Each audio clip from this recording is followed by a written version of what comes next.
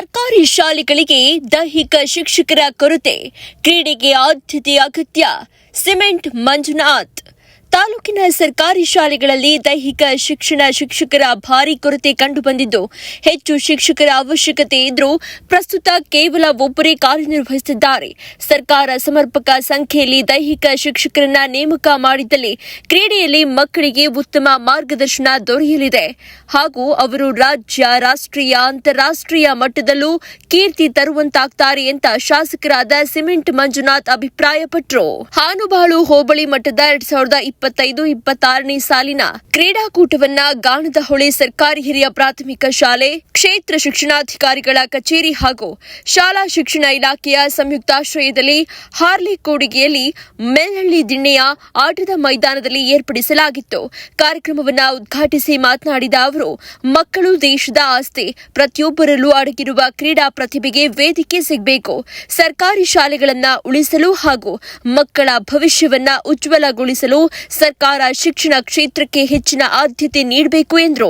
ಅವರು ಮುಂದುವರಿದು, ದೈಹಿಕ ಶಿಕ್ಷಕರ ಕೊರತೆಯಿಂದ ಮಕ್ಕಳಿಗೆ ಸರಿಯಾದ ಮಾರ್ಗದರ್ಶನ ಸಿಗದೆ ಕ್ರೀಡೆಯಲ್ಲಿ ಸಾಧನೆ ಮಾಡುವಲ್ಲಿ ಅವರು ಹಿಂದುಳಿತಾ ಇದ್ದಾರೆ.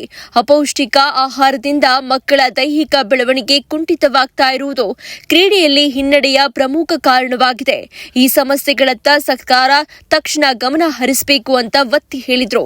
ಕಾರ್ಯಕ್ರಮದಲ್ಲಿ ಮಾತನಾಡಿದ ಕ್ಷೇತ್ರ ಶಿಕ್ಷಣಾಧಿಕಾರಿ ಪುಷ್ಪಾ ಎಸ್, ದೈಹಿಕ ಶಿಕ್ಷಕರ ಕೊರತೆಯಲ್ಲಿಯೂ ಮಕ್ಕಳು ತಮಗೆ ಲಭ್ಯವಿರುವ ಅವಕಾಶಗಳನ್ನು ಬಳಸಿ ಕ್ರೀಡೆಯಲ್ಲಿ ಮೆರೆದಿರುವುದು ಶ್ಲಾಘನೀಯ. ಸ್ಥಳೀಯರ ಸಹಭಾಗಿತ್ವದಿಂದ ಈ ರೀತಿಯ ಕ್ರೀಡಾಕೂಟ ಯಶಸ್ವಿಯಾಗಿ ನಡೆದಿರುವುದು ಪ್ರಶಂಸನೀಯ ಅಂತ ಹೇಳಿದರು.